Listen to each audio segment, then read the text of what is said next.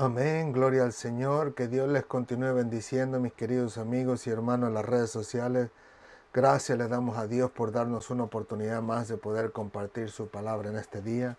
Permite el Señor en su misericordia que todos y cada uno de vosotros se encuentren bien en la presencia del Señor. Y como siempre, si no es así, permite el Señor que en su misericordia el día de hoy usted pueda tener descanso y regocijo, alegría y gozo en su corazón por las palabras de nuestro Dios en este día. Amén. Así que, ¿qué les parece si oramos? Le damos gracias a Dios y le pedimos a Él, como siempre, que sea Él el Maestro por excelencia, que sea Él quien nos enseña, quien nos habla su palabra, quien la hace y la introduce a través de su Santo Espíritu en nuestro corazón, como dice su palabra, incluso que entre a lo profundo de nuestros huesos y la coyuntura, como dice, pero que parte el alma. Y por último, yo hasta podría decir, como siempre digo, que entre en cada una de las moléculas y los átomos, incluso en todo nuestro ser, para que al final de cuentas todo nuestro entero ser pueda glorificar al Señor al vivir su palabra. Amén. Así que, ¿qué les parece si oramos y le decimos al Señor que nos ayude en este día? Gloria al Señor. Señor, te alabamos, te bendecimos, te glorificamos. Gracias por tu amor y tu misericordia. Gracias por tu bondad y tu verdad. A ti sea toda la gloria, la honra y la alabanza en Cristo Jesús por los siglos de los siglos. Permita en tu misericordia, Señor, que en este día todos y cada uno de nosotros podamos estar a cuentas contigo.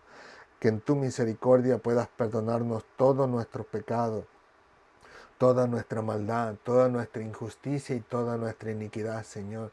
Y ya estando limpios, Señor, delante de ti, que en tu misericordia tú puedas usarnos como un vaso para la gloria de tu nombre, un vaso que contenga tu gloria, vaso de barro quebrantable, pero que tú, Señor, lo volverás a formar para la gloria de tu nombre. Ayúdanos, Señor, a que tu Santo Espíritu hable a nuestra mente, a nuestro corazón y a nuestro subconsciente, y que en tu misericordia todos y cada uno de nosotros podamos vivir tu palabra para la gloria de tu nombre. Y así, al final de nuestros días, poder abrir nuestros ojos en tu presencia. Gracias, Padre amado. Acudimos a ti como el Maestro por excelencia. Tú fuiste quien mandaste escribir a través de tu Santo Espíritu tu bendita palabra. Así que solamente tú, a través de tu Santo Espíritu, puedes enseñárnoslas a nosotros, puedes revelárnoslas, si pudiéramos decirlo así. Puedes dejar que nosotros la comprendamos al 100% para la gloria de tu nombre.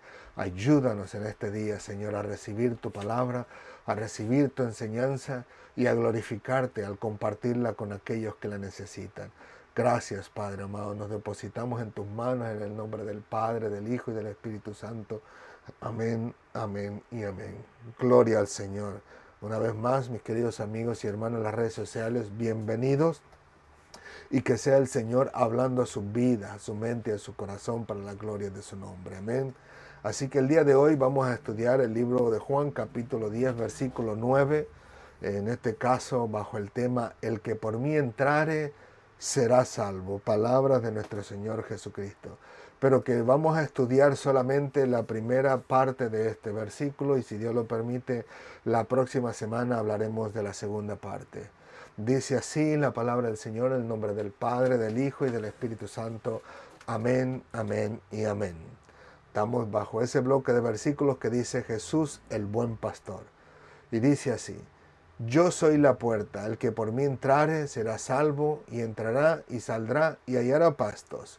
Pero el estudio de este día es: yo soy la puerta, el que por mí entrare será salvo.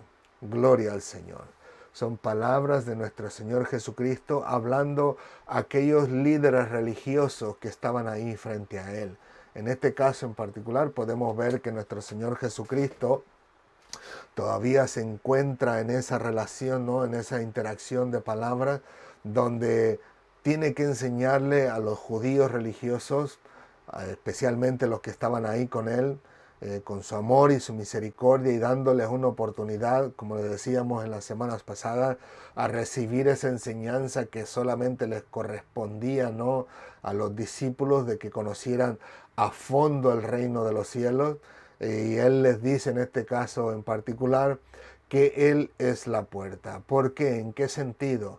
Sabemos que los judíos se dejaban llevar solamente por la ley de Moisés. Como nosotros podemos ver en la Escritura, ellos solamente confiaban en Moisés, como Jesús le decía en una ocasión, ¿no? Y les dijo que ellos eran las personas que confiaban en Moisés, pero diciéndoles que Moisés había escrito de él. Moisés hablaba de Jesucristo. Incluso les dice que no solo Moisés, sino también los profetas e incluso hasta los salmos. En otras palabras, todo lo que ellos tenían hablaban acerca de Jesucristo. Todo el Antiguo Testamento les hablaba de él. Y bien cierto lo decía Jesucristo, en especial por algo interesante que vamos a aprender al final de este video, pero que sí, en realidad, si prestamos atención, todo el Antiguo Testamento habla de nuestro Señor Jesucristo, ¿no? Y obviamente en su relación con el ser humano, ¿no? Pero que les digo, estos hombres confiaban en Moisés, entre comillas, y digo entre comillas porque para ellos eh, habían tenido la palabra del Señor, pero que al mismo tiempo habían agregado sus propias cosas, habían agregado sus tradiciones, sus dichos, su manera de actuar, según ellos, la mejor manera de razonar en cuanto a la palabra del Señor, pero sabemos que nuestro Señor Jesucristo les llama la atención y les dice que no es precisamente así como ellos pensaban. Por ejemplo, uno de los casos podemos ver que ellos, en una ocasión, Cristo les dijo, vosotros invalidáis la ley de Dios, dice, porque decís al Hijo, dice, es corbán, esto es mi ofrenda a Dios, todo aquello con que pueda ayudarles, dice, y no le dejáis hacer más por sus padres. O sea, en otras palabras, Dios dice que el Hijo tiene que honrar al Padre y a la Madre, independientemente de su relación con Dios. Dice, si no, iba a morir irremisiblemente, ¿no? Pero que tenía que honrar a su padre y a su madre. Pero dice, cuando él da su ofrenda a Dios, y esa es la ayuda que les da a sus padres, recordemos que la ofrenda a Dios era lo mínimo que el hombre o el ser humano podía dar.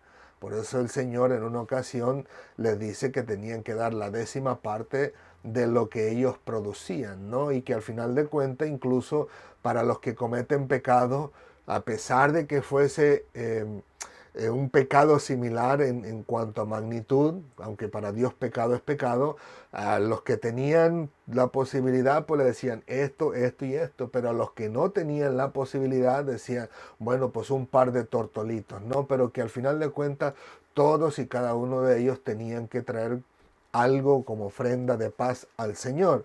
Pero que les digo, aún las ofrendas voluntarias era lo mínimo, ¿no? No era todo lo que tenía el hombre. Por eso es que ellos invalidaban la ley de Dios con este tipo de dichos, ¿no? Con este tipo de pensamientos humanos que no era la palabra del Señor. Y así en muchas cosas que podemos nosotros ver en la Escritura, en lo que ellos se alejaron en realidad de la voluntad de Dios. Y Cristo por eso les dice, yo soy la puerta, en este caso, para poder ser salvo. O sea, la puerta para poder entrar al reino de Dios. En este caso en particular, si nosotros nos pudiéramos a pensar en algo físico, ¿no? Vamos a mencionar dos cosas. Uno, por decirlo, el reino de Israel, ¿no? Sabemos que el reino de Israel estaba rodeado por muros y si bien es cierto, había diferentes puertas, pero que al final de cuentas, cuando llegaba la noche, se cerraban las puertas precisamente para proteger a la gente, a la comunidad o al pueblo de Israel de los enemigos que estaban fuera de las puertas, fuera de los muros, ¿no? E incluso podemos ver en la historia cómo hubo personajes que Dios utilizó para que restauraran esos muros caídos, precisamente para que los enemigos no tengan la libertad de venir y entrar y destruir el pueblo de nuevo. Y le digo, y se ve en la historia cómo restauran incluso hasta las puertas que ya estaban quemadas, etcétera, etcétera. Pero que el punto es de que dentro del reino estaban, o más bien alrededor del reino estaban todos estos muros y todas estas puertas, pero las personas para sentirse seguras o salvas tenían que estar dentro de las puertas. Incluso cuando se cerraban las puertas principales, las grandotas o las gigantes, como las que vemos a veces en las películas, en las guerras de los tiempos medievales, esas puertas gigantes, había otras puertas pequeñas por donde entraba la gente ya muy apresurados, pero que eran puertas pequeñas a las cuales una de ellas es mencionada por Jesús, como la aguja, ¿no? Cuando dice, de cierto les digo que es más fácil que un camello entre por el ojo de una aguja que un rico entre al reino de los cielos. Y esa era puerta pequeñita que para poder, cuando ya se cerraron las puertas y las personas que venían con sus camellos no podían entrar porque ya estaba cerrada la puerta, pues doblaban las patitas de los camellos y lo metían arrastrando, ¿no? Por esa puerta pequeña que era más puertas personales que la puerta principal, ¿no? Y al final de cuentas le digo yo, las personas no se sentían seguras hasta que estaban del otro lado. Incluso se dice que las personas que traían sus camellos a veces los traían cargados y tenían que meterlos cargados porque ellos sabían que si descargaban el camello fuera de las puertas para meter su camello, en lo que metían su camello ya les robaban las cosas por allá. O si metían las cosas primero, igual ladrones dentro de las puertas, pues podían robarle las cosas. Pero que le digo, hasta que no estaban dentro, no se sentían seguros. De la misma manera, la segunda reflexión sería en cuestión a esto, a Jesús como el buen pastor. Recuerden que hablamos en una ocasión al principio de que había un redil principal, ¿no?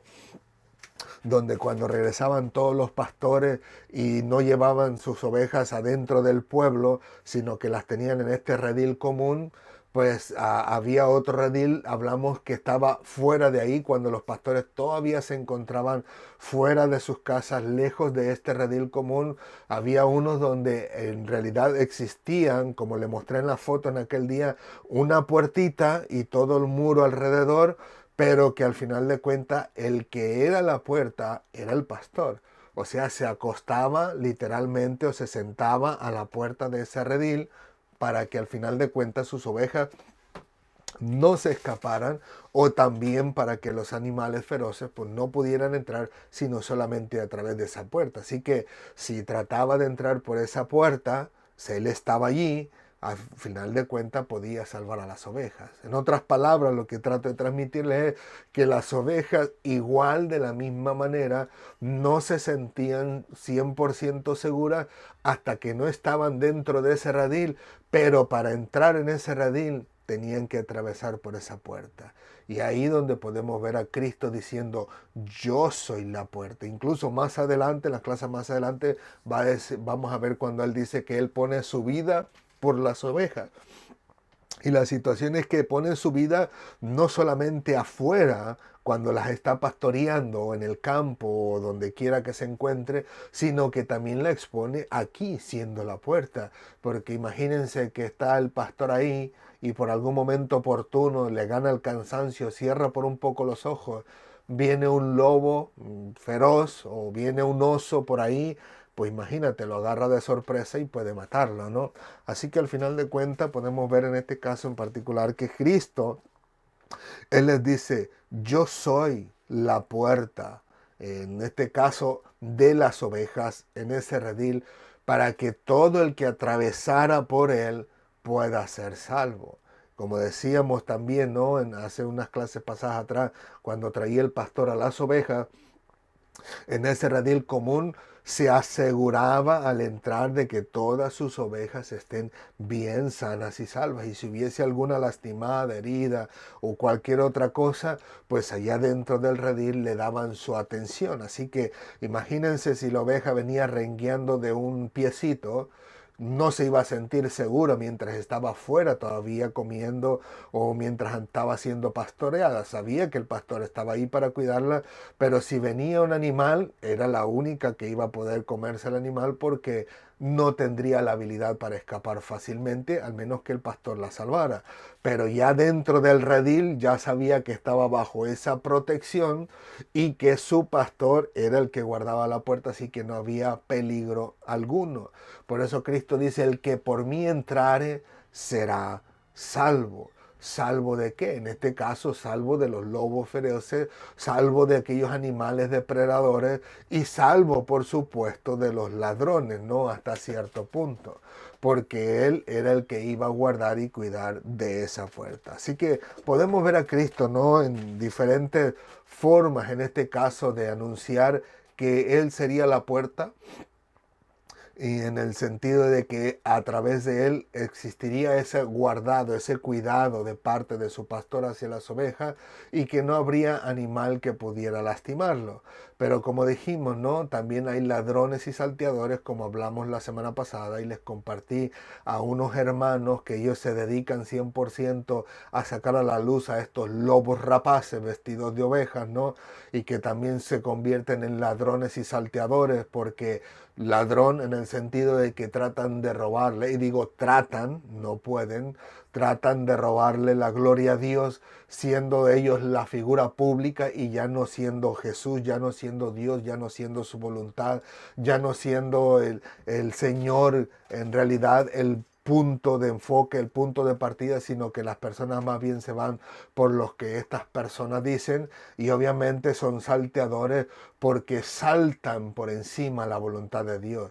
O sea, estos salteadores se saltaban por la cerca, entraban por otro lado al redil, pero no por la puerta de Jesucristo, así que saltaban por otro lugar, en otras palabras, saltándose la voluntad de Dios y engañando a las personas con sus labios muy finos, muy elegantes, muy cuerdos entre comillas, ¿no? Pero que al final de cuentas pues no era nada más, no es nada más que puro engaño y mentira. Y le digo, le compartí a estos hermanos que hacen un excelente trabajo al exponer a la luz a todos estos villanos, ¿no? Que el Señor tenga misericordia de ellos y los salve, pero que al final de cuentas no podemos descartar que ellos son villanos en este caso en particular, ¿no? Así que Jesús, siendo él la puerta, pues protege a las ovejas, ¿no? El que entra a través de él, dice, o la oveja que entraba a través de él, sería salvo, ¿no?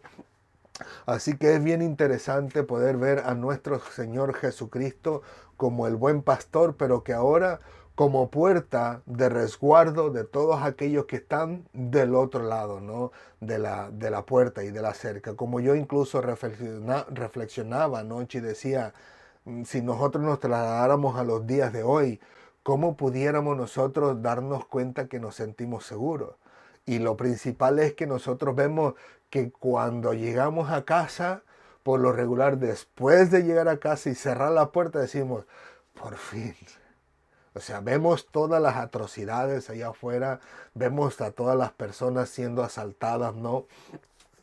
Que en muchos lugares, incluso hasta los mismos policías, los que deberían de cuidarnos y guardarnos, son los más corruptos, los más extorsionadores, las personas más perversas y malvadas, porque fingen ser la justicia con vestimenta, ¿no? Y en este caso con uniforme, pero que al final de cuentas su corazón está más podrido que solo Dios sabe que qué, pero que al final de cuentas nomás roban e extorsionan para enriquecerse ellos aprovechándose de la comunidad. Así que le digo, ni aún teniendo la guardia, como decía mi mamá me decía, mira, Pilín, dice, tú ves allá afuera, dice, y miras a los ladrones, y ya los ladrones, pues tú ya sabes que vas por la orillita, ¿no? Teniendo precaución de que tal vez te pueda asaltar y tal vez no. Dice, pero si de repente ves que viene la policía, la que se supone que te cuida, dice, tú tienes que salir huyendo, porque esa sí o sí te va a asaltar y te va a hacer lo que ellos desean hacer. O sea, te van a extorsionar. O sea, mi mamá tenía más miedo a la policía que tenía que tenerle miedo a esos narcotraficantes y matones que andaban por ahí con las armas en mano. Así que le digo, al final de cuentas, cuando ya llegas a tu casa y cierras la puerta, hasta parece que uno hace... Incluso a veces nosotros tenemos que viajar para visitar a la familia. Vamos, viajamos 4 o 5 horas, estamos por allá un par de días, regresamos para atrás otras 4 o 5 horas, pero que en todo el recorrido y estando por allá no existe ese descanso pleno en nosotros, sino hasta que llegamos a casa y decimos, ay, gracias al Señor, por fin llegamos a casa. Así que en todo sentido, cuando llegamos a casa, decimos, ya salimos del peligro de la carretera, salimos del peligro de los accidentes. Y si estamos aquí afuera, salimos del peligro de los ladrones, ¿no? Así que lo más seguro para nosotros siempre ha sido nuestro hogar, pero detrás de la puerta. Mientras estamos fuera de la puerta, todavía sentimos que no llegamos a ese lugar de refugio, ¿no? De ese lugar de descanso, de ese lugar donde estaremos a salvo de todo lo que sucede afuera. Así que Cristo, como la puerta, hacía sentir a sus ovejas seguras dentro de ese redil, pero que Él dice, yo soy la puerta. No dice, yo soy una puerta para entrar y ser salvo. Como en este caso el reino tenía varias puertas para entrar y ser salvo.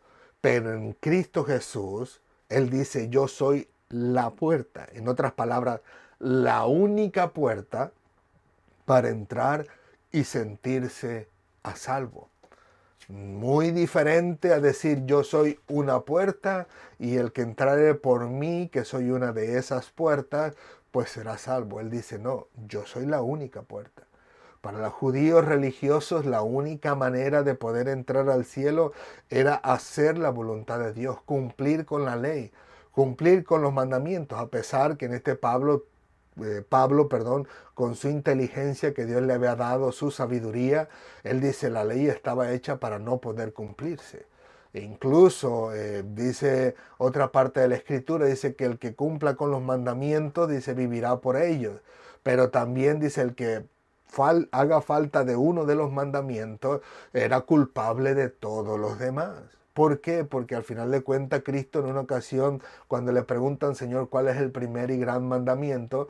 Les dice, bueno, el primero y el gran mandamiento es este: amarás al Señor de todo tu corazón, con toda tu alma, con toda tu fuerza, y con toda tu mente. Así que si faltaba a uno de esos mandamientos, pues obviamente estaba afectando a todos los demás, porque el primer gran mandamiento era acerca del amor hacia Dios, y si tú hacías cualquier error en cualquier mandamiento, estabas faltando en ese amor a Dios a través de su voluntad. Y el segundo le dice, amarás a tu prójimo como a ti mismo. Así que dentro de todos esos mandamientos que hablaban acerca de su relación con Dios y su relación de hombre, con uno que faltaban afectaba a todos. Así que al final de cuentas, a pesar de que estos líderes religiosos confiaban en la ley para ser salvos, Jesús les dice, no lo van a poder.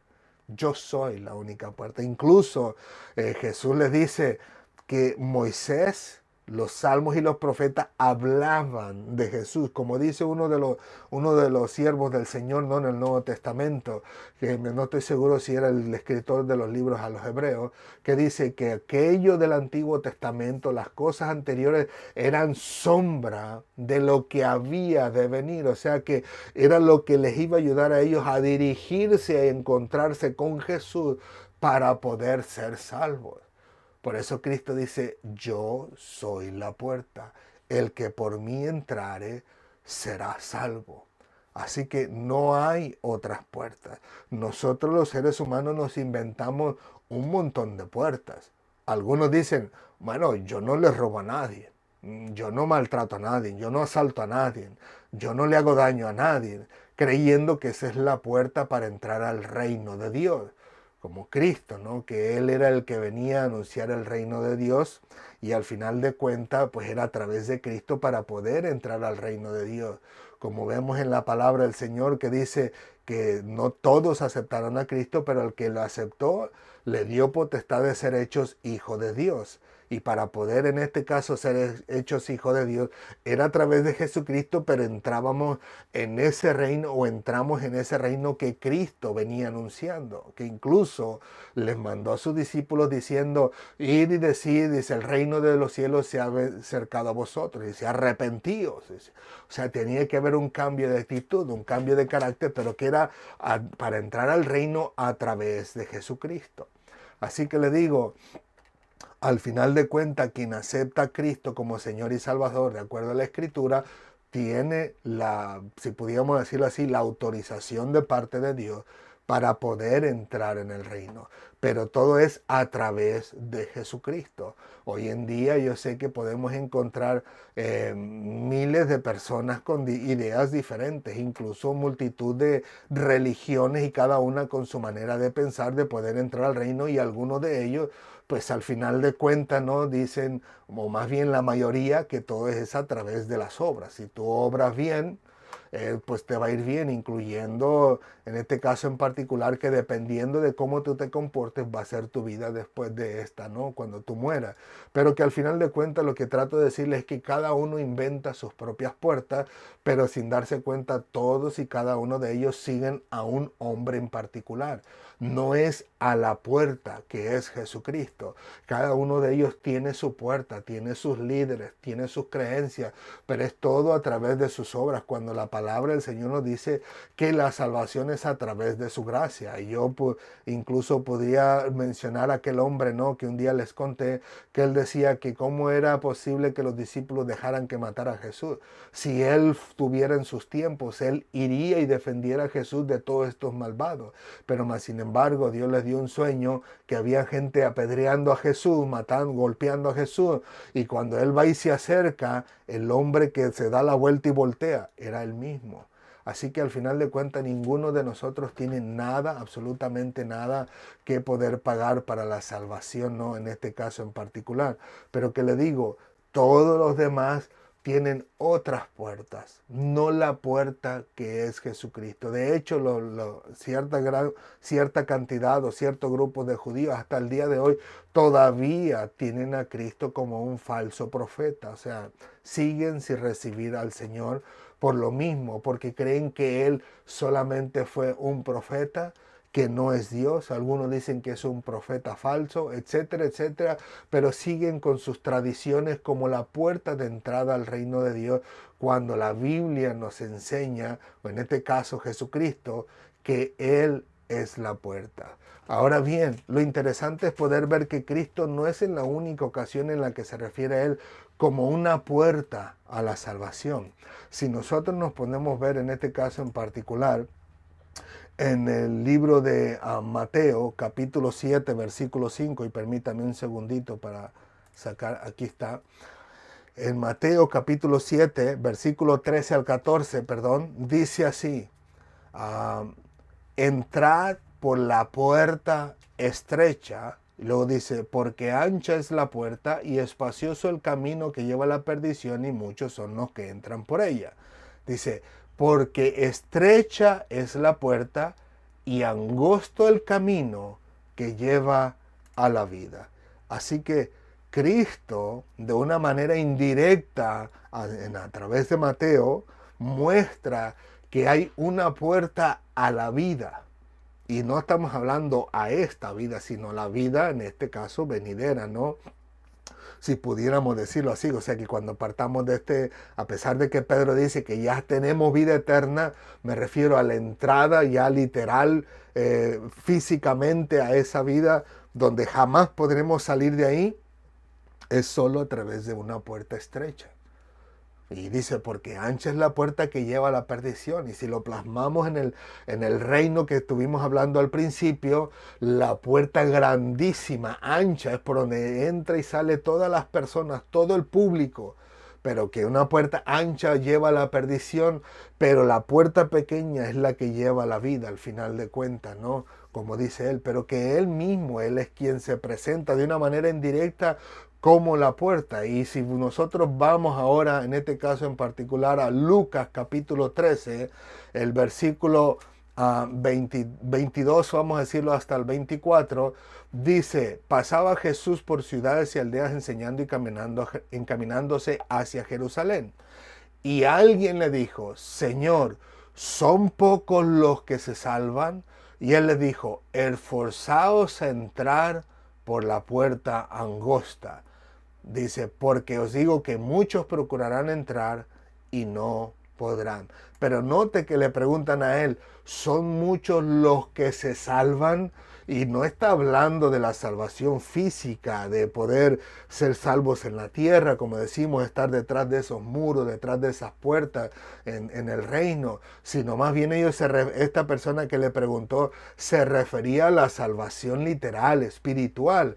Y hablando de la salvación, él les dice, esforzaos a entrar por la puerta angosta. Así que Cristo se muestra como esa puerta que lleva la vida, esa puerta que lleva la salvación, y que detrás, si ponemos en nuestra mente el redil, y que detrás de esa puerta está la protección, la seguridad, está esa mentalidad de decir, estoy a salvo, ya no hay peligro aquí, ya no hay nada que me pueda lastimar o atacar en el sentido de que le pueda destruir la vida. Incluso Cristo en un momento oportuno le dice a sus discípulos, no temáis al que mata el cuerpo y nada más puede hacer, dice, sino más bien temed aquel que quita la vida y echa el alma al infierno. Así que una vez detrás de esas puertas, aunque corriésemos peligro de la vida, al final de cuentas, de la vida física, al final de cuentas, nuestra alma, nuestro ser, estaría seguro en la presencia de Dios. Así que al final de cuentas, esa salvación no se puede perder o al menos no debería perderse en nuestro intelecto, en nuestro corazón, en nuestra alma y espíritu, en el sentido de que sabemos que aunque algo malo nos pasare, estamos seguros de ir al cielo, estar en la presencia de Dios. O sea que esa seguridad de salvación no se pierde, como dice el apóstol Pablo, no, para mí el vivir es Cristo, pero el morir ya es ganancia. O sea, en otras palabras, la ganancia de esa, o sea, en el ser, si pudiéramos decirlo, intelectual de Pablo, él sabía que aunque perdiera esta vida física, él no podía perder la oportunidad de estar en el cielo, porque él se había rendido a Cristo. Él había pasado por Jesucristo, que era la puerta a ese lugar de descanso, a ese lugar de seguridad. Como dije hace un momento, Pedro dice, de esta cosa les digo para que sepáis que tenéis en tiempo presente la vida eterna. Así que no hay manera, o no debería haber manera de preocuparnos de que si perdemos la vida en la vida física en esta tierra, pues óyeme, ¿qué va a pasar de nosotros? No. Se supone que ya entramos a través de Jesucristo y sabemos que el día menos pensado vamos a partir de esta tierra, pero que hay una seguridad en nosotros por Cristo Jesús, a través de su Santo Espíritu, de que vamos a estar en la presencia del Señor. Así que no hay más de qué preocuparse. Por eso Cristo dice, yo soy la puerta, el que por mí entrare será salvo. Así que nosotros podemos ver en este caso en particular que Cristo como la puerta es el único, si pudiéramos decirlo así, lo digo entre comillas, ¿no? Pero que es el único método de entrada a la presencia de Dios, a ese lugar de descanso, a ese lugar donde incluso me parece que en el libro de Apocalipsis dice que el Señor mismo dice, enjugará de nosotros toda lágrima. Así que ese lugar donde estuviéramos afuera del redil con sufrimiento y dolor, como les decía, esa ovejita rengueando fuera del redil, preocupado por las situaciones allá afuera, de que si viene el lobo sería el primero en ser comido, y tal vez en angustia y llorando, pues al entrar dentro del reino del Señor, dice que el Señor enjugaría sus lágrimas para la gloria de nuestro Dios. Así que vemos que al final de cuentas Cristo se presenta como la única puerta de poder, por la cual uno puede entrar a ese lugar seguro, que es en realidad nuestra salvación, como dice él. El que por mí entrare será salvo. Y note que si vemos en la palabra del Señor, no hay otro método. Incluso lo digo porque aún dentro de nuestra, si pudiéramos decirlo así, entre comillas, religión cristiana, hay muchos que piensan de una forma como diciendo, es así como debemos de ser. Cuando ya Cristo nos dijo que la única manera es a través de Él para obtener la salvación. Y esa salvación no hay nadie, absolutamente nadie en quien la pueda pagar, ni una sola gota que derramó nuestro Señor Jesucristo. Ahora bien, otra de las cosas interesantes que podemos ver en la Biblia es que si hablamos del reino, o sea, del reino de Israel, había unas puertas principales grandes por donde pasaban todas las personas, pero que también todas esas personas que entraban y salían podían ser testigos de ciertos acuerdos que se hacían, de ciertos pactos, si pudiéramos decirlo así. Pero que de ahí, de dentro de esas personas, le digo yo, era en la puerta donde se escogía el lugar específico para que se entablara ese pacto, ese acuerdo. O sea, no es como hoy en día que cada quien va a una oficina, ¿no? O a la casa de las personas con quien se quiere hacer un contrato, ¿no? Si pudiéramos verlo de esta manera, que digamos, constructores de casas o los que ponen la luz, el gas y todo lo demás, pues llamas a una oficina central y no hay nadie, absolutamente nadie como testigo, sino solamente tu firma cuando ya vienen y te traen el papel. Pero en los tiempos de antes era necesario pararse en la puerta del reino para poder hacer estos acuerdos y que fueran válidos, porque habría una multitud de testigos. Así que al final de cuentas, la cantidad de personas como testigos aprobaban ese acuerdo. No era tan en secreto como se hace hoy en día. Pues como les digo, uno de ellos es bien interesante, es bien interesante poder encontrar en la Biblia que hay varios momentos donde hay diferentes tipos de contratos, y uno de ellos me gustaría compartirle, uno de los más conocidos, en este caso en particular, es acerca del libro de Ruth. Cuando en este caso en particular sabemos que Noemí regresa otra vez, en este caso en particular, a sus tierras. Tiene ella nada más que a su nuera Ruth, pero que al final de cuentas ella podía vender sus tierras, pero alguien, el pariente más cercano, tenía que redimir esas tierras del hermano, pero que al final de cuentas, al redimirla, tenía que tomar junto con todas las posesiones que existía. Y en este caso estaba Ruth la Moabita, ¿no? Pero que al final de cuentas viene Boaz, se para en la puerta a esperar a un pariente más cercano de él, porque en este caso tenía que ser el pariente más cercano primero, y si él no quería, tenía que ser el segundo. Pues bien, al final de cuentas, vemos en Ruth capítulo 4, versículo 1 en adelante, todo lo que está enmarcado verde, dice: Boaz subió a la puerta y se sentó allí. ¿A qué puerta? A la puerta del reino, ¿no? De donde se abrían esas puertas gigantes, donde todo el mundo entraba, mercaderes y todo lo demás, y ahí podía haber cualquier tipo de testigos, o todos los testigos. Continúo. Boaz subió a la puerta y se sentó allí. Y he aquí pasaba aquel pariente de quien Boaz había hablado, y le dijo: fulano, ven acá y siéntate. Y él vino y se sentó. Entonces él tomó a 10 varones de los ancianos de la ciudad, obviamente enfrente de todo ese público, y dijo: sentaos aquí, como testigos, por supuesto. Y ellos se sentaron. Luego dijo al pariente: Noemí ha vuelto del campo de Moab, vende una parte de las tierras que tuvo nuestro hermano Elimelech.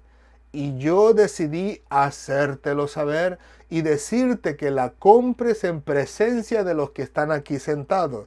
Note, como le dije, a estos ancianos, de toda esa multitud que andaba ahí, escogen a 10 ancianos, los sientan ahí para que ellos sean los testigos. Y delante de ellos, él tenía que tomar, en este caso, en posesión de su hermano Elimelech. Y dice... el versículo, me quedé en el 4. Yo decidí hacértelo saber y decirte que la compres en presencia de los que están aquí sentados y de los ancianos de mi pueblo. Si tú quieres redimir, redime. Y si no quieres redimir, decláramelo para que yo lo sepa, porque no hay otro que redima sino tú. y yo después de ti? Y él respondió, redime. Así que podemos ver, que le digo, que en esa puerta era, y hay varios versículos, luego les voy a decir tal vez otros más, pero que le digo, era en la puerta donde se hacían este tipo de pactos, para que las personas fueran testigos y el pacto fuera válido. Ahora bien, le digo, sabemos que al final de cuentas el pariente más cercano no quiso porque tenía que tener a Ruth, la moabita, como esposa y él no quería, según él, echar a perder su herencia, ¿no? Sí, entonces Boaz terminó comprando la heredad, se quedó con Ruth y de ahí sabemos que le salió un hijo y que al final de cuentas, en este caso, vino esta mujer a ser feliz, ¿no? Noemí, que ya ella dice, ya no me llames Noemí, llámeme Mara, porque estaba en amargura, había perdido al esposo, había perdido los hijos. Al final de cuentas, una nuera, gracias a Dios por su misericordia, decidió acompañarla para ayudarle, en este caso por el amor que tenía ella, ayudarle en sus necesidades diarias, ¿no? Pero que Boaz fue el que se casó. Pero como les digo, hay otros versículos que solamente los voy a compartir de palabra, pero que al final de cuentas pues son lugares donde se concretaban ciertos acuerdos, ¿no? En uno de ellos podemos ver en este caso en particular que está en Génesis 23:10, tenemos a Primera de Reyes 22:10, Segunda de Reyes 7:1 me parece, y Ezequiel 7 versículo 11. Pero que le digo, lo interesante es ver que es en la puerta donde se hacen los acuerdos. ¿Y qué quiero transmitirles con ello? Si bien es cierto, no puedo decir como diciendo, oh, ahora tenemos que hacer un pacto con Dios, como dicen esos farsantes de la prosperidad, ¿no?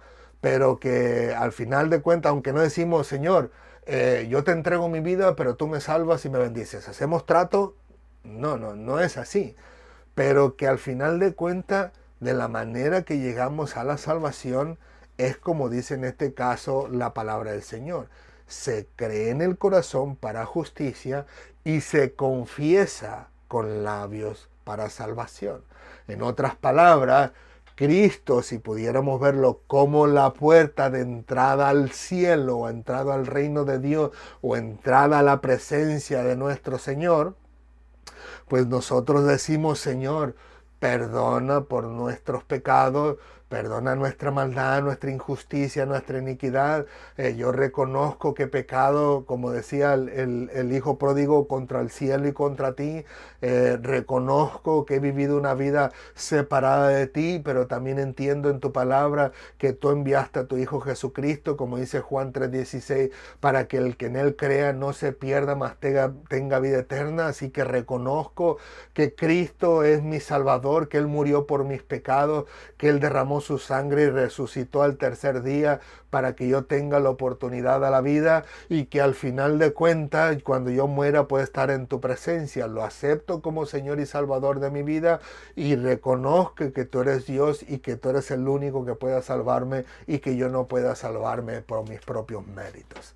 A lo que quiero llevarle es, con nuestros labios hacemos o decimos, si pudiéramos decirlo así, o nos metemos en un compromiso con nuestro Dios, diciéndole, Señor, gracias por tu salvación, pero me comprometo a vivir la vida que tú deseas que yo viva delante de ti. Estoy dispuesto a hacer tu voluntad. Estoy dispuesto a seguir los pasos que tú tienes para mi vida. Estoy dispuesto a obrar en ese propósito que tienes para mi vida. Y así sucesivamente. O sea que estamos en un diálogo donde le decimos a nuestro Dios, me comprometo a vivir una vida cristiana. Por eso les decía en un principio, cuando Cristo decía que los profetas, los salmos y la ley hablaban de Jesús. Porque precisamente, ¿quién iba a imaginar que en un reino donde se hacían unos acuerdos comunes, en la puerta de ese reino, que ahora Cristo se menciona como la puerta, como la única puerta de poder entrar al reino de Dios? Y que eso se establece por medio de reconocerlo nosotros en nuestro corazón y declararlo con nuestros labios, como dice la palabra del Señor. Con el corazón se cree para justicia, pero con los labios se confiesa para salvación. Así que qué maravilloso es poder ver que Cristo está plasmado en todo el Antiguo Testamento, pero que Él es la puerta, le digo, que se encontraba en el reino de Israel, y qué casualidad que detrás de las puertas todo mundo se sentía a salvo. Así que en el versículo de hoy podemos ver en este caso en particular que Él dice, yo soy la puerta, el que por mí entrare será salvo. Pero yo pregunto, ¿salvo de qué? ¿Salvo de qué? La palabra del Señor nos muestra, en este caso en particular, que somos salvos de la ira de Dios, pero que también podemos ser salvos de la generación perversa que existe en este mundo. Es Dios el que al final de cuentas nos protege de que los ladrones no entren a nuestro hogar. Él es el que nos guarda de que si estamos allá afuera, si es la voluntad de Dios protegernos, que los ladrones no nos roben a nosotros. Somos salvos incluso de cualquier accidente automovilístico que pudiera haber allá afuera, tanto a nosotros, que nos guarde al manejar, como a aquellos que vienen contra nosotros, y guardarnos el Señor de ello. Como por ejemplo, yo puedo dar un testimonio cortitito de un hermano que me platicó una vez, vecino cerca de aquí conmigo, que él dice que un día iba saliendo de la casa, creo algo así, de una casa, de un lugar, pero que había unos autos que no le dejaban ver hacia este lado. Así que él salió pensando que no venía carro y venía un camión bastante grande, y que él de repente lo miró y se le fue la sangre hasta el piso, hasta los pies, porque sabía que los iba a destrozar, pero de repente dice que él sintió que algo empujó el carro y lo sacó hacia la orilla, y pasó el camión por ahí volando, y gracias a Dios no los aplastó. Así que el Señor mismo, él sintió como el Señor mismo empujó su auto, que él dice que él lo sintió cuando lo empujó, y lo protegió de ese accidente. Así que el Señor nos hace salvos de cualquier atrocidad aquí en la tierra, incluso nos salva de la injusticia que pudiéramos recibir a través de las leyes en los países donde estamos. Así que el Señor, como dice en su palabra, y en este caso en particular, lo dice, permítame tantito, lo dice en el libro de los Hechos, ¿no? Capítulo 2, versículo 40, cuando el apóstol Pedro le está hablando a esta gran multitud en el día de Pentecostés, le dice, y con otras y muchas palabras testificables exhortaba diciendo, sed salvo de esta perversa generación.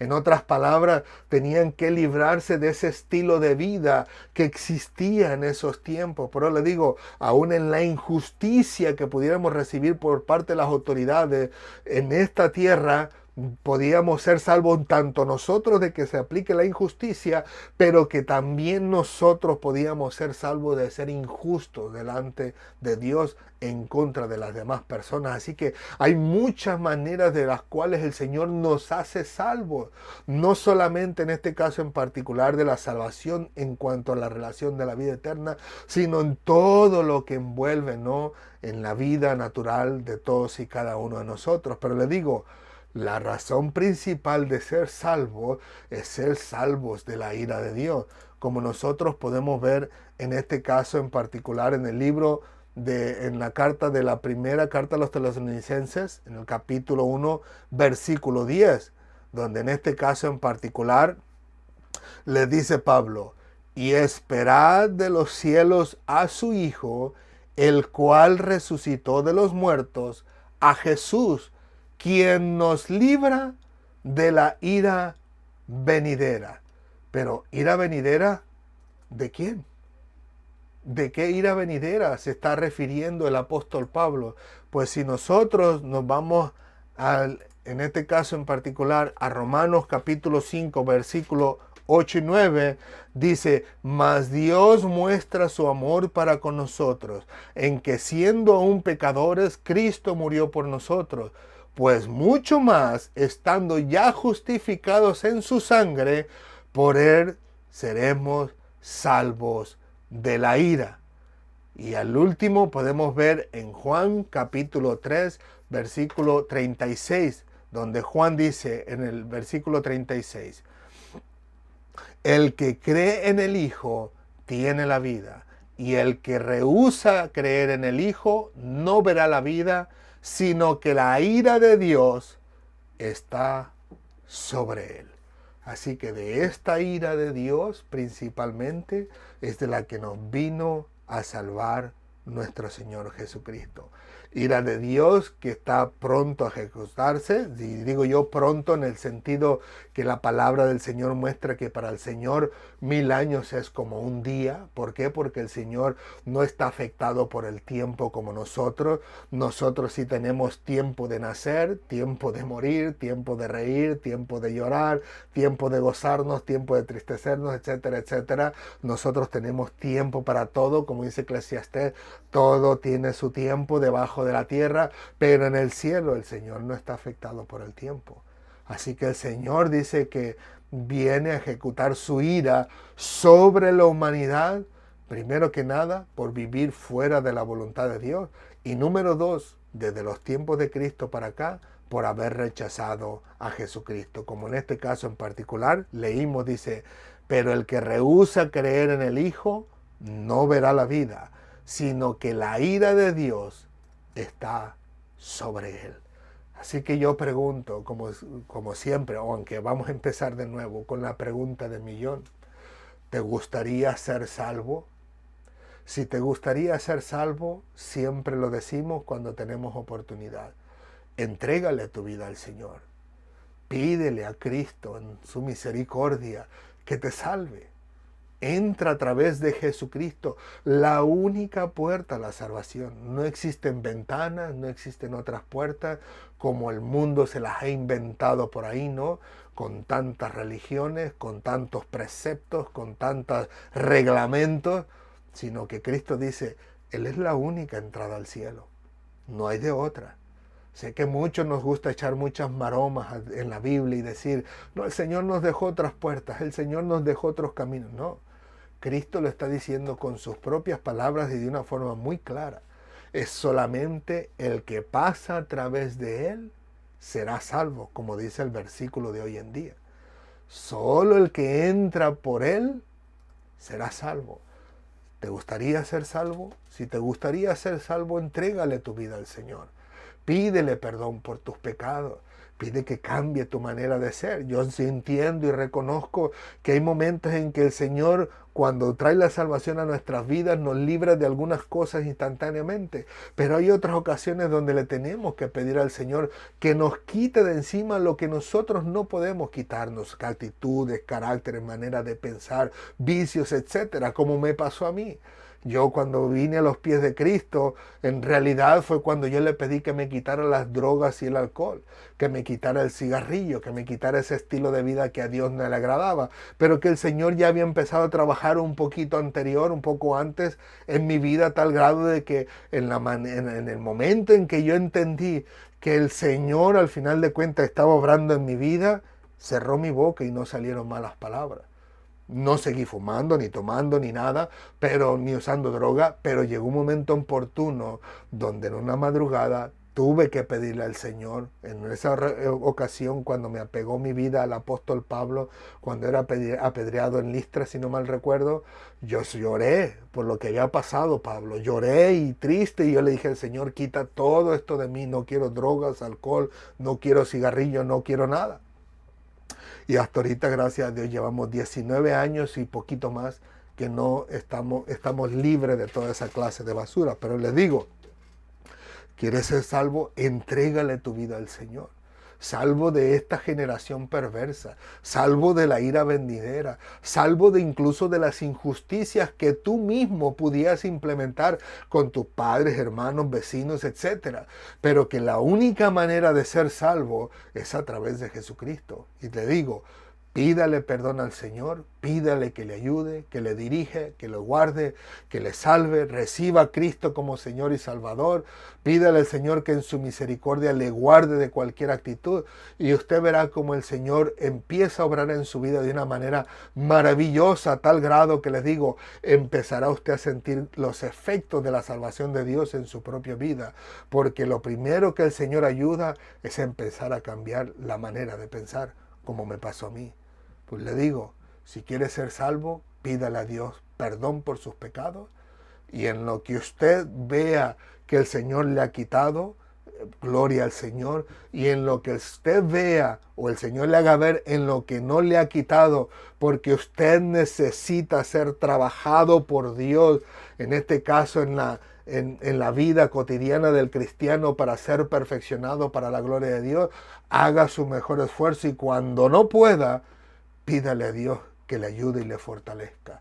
Y usted verá como el Señor le va a ayudar en esos hábitos o en esas actitudes, en esas palabras, esa manera de actuar que el Señor quiere arrancar de su vida, pero que al final de cuentas por alguna razón el Señor permite que permanezcan en uno para que nos demos cuenta que sin Cristo, sin Dios, nada podemos hacer y que no debemos de confiar en nosotros mismos a pesar de que ya somos salvos, sino que siempre debemos de confiar y descansar en nuestro Señor. Gloria al Señor. ¿Qué les parece si oramos, mis queridos amigos y hermanos de las redes sociales, y le pedimos a Dios que en su misericordia nos ayude en este día, principalmente no a vivir ese estilo de vida que a Dios le agrada? Y si usted le ha entregado su vida al Señor, gloria a Dios por usted, que el Señor le bendiga rica y abundantemente, que el Señor lo guíe a esa iglesia donde le van a enseñar la palabra del Señor y donde el Señor le guardará incluso de esos ladrones y salteadores que hablamos la semana pasada, que usted puede ver el video de la semana pasada en YouTube, en la descripción de esta predicación, de esta enseñanza, perdón, ahí está el link directo y también lo vamos a pasar aquí en una diapositiva para que usted vea en el video de atrás de la semana pasada a estos personajes que se hacen decir siervos de Dios, pero no son nada más que lobos rapaces vestidos de ovejas, personas que se han convertido en ladrones y salteadores, después de que posiblemente algunos de ellos en algún principio eran personas que realmente servían al Señor, pero que al final de cuentas, el día de hoy, en este momento, están haciendo todo lo contrario a lo que Dios establece en su palabra. Oramos, mis queridos hermanos. Señor, te alabamos, te bendecimos, te glorificamos. Gracias por tu amor y tu misericordia. Gracias por tu bondad y tu verdad. A ti sea toda la gloria, la honra y la alabanza en Cristo Jesús por los siglos de los siglos. En tus manos entregamos nuestra vida, Señor. En tus manos entregamos incluso la vida de las personas que se hayan entregado a ti en estos momentos. Dirígelos, Señor, cuídalos, guárdalos, Señor, que tu mano poderosa sea sobre ellos, ayudándoles, Señor, a vivir ese estilo de vida que a ti te agrada, cuidándolo y protegiéndole de toda maldad y de toda injusticia en esta generación perversa, pero que gracias te damos, Señor, por habernos librado de la ira venidera de nuestro Dios, que viene sobre los moradores de la tierra, como dice tu palabra en el libro de Apocalipsis, donde al final de cuentas no les va a quedar otra nada más que arrodillarse, Señor, delante de ti. Todos los pueblos, todas las naciones, todos los que hasta el día de hoy no se rinden ante ti, llegará el momento en que doblarán sus rodillas delante de ti y vendrán a adorarte y a glorificar tu nombre. Pero a nosotros, gracias, Señor. Gracias por habernos salvado. Hemos entrado por la puerta que es nuestro Señor Jesucristo y nos sentimos a salvo. A pesar de que corriéramos el riesgo de perder la vida física aquí, la vida espiritual la tenemos ganada en Cristo Jesús por sus méritos, no por lo que podemos hacer nosotros, no porque podamos pagar incluso la salvación nosotros, que no se puede, sino solamente por tu gracia, por tu misericordia, por tu amor, como dice tu palabra. Por gracia soy salvo, y esto no de vosotros, pues es un don de Dios. No es de los hombres, sino que proviene de ti, Señor. Ayúdanos en tu misericordia, alcanzando a nuestros seres queridos, aquellos que todavía no se rinden a ti, creyendo que sus religiones, sus prácticas, sus costumbres, al final de cuentas, todo lo que ellos hacen, creen que los llevará a la salvación. Pero no es así, porque solamente siguen a hombres y no a nuestro Dios. Ayúdalos y bendícelos, sálvalos en el nombre de Jesús si te place, y sigue añadiendo cada día a los que han de ser salvos para la gloria de tu nombre. Gracias, Señor mío y Dios mío. A ti sea toda la gloria, la honra y la alabanza en Cristo Jesús por los siglos de los siglos. Amén, amén y amén. Gloria al Señor. Que Dios les continúe bendiciendo, mis queridos amigos y hermanos en las redes sociales. Si Dios los permite, nos vemos la próxima semana.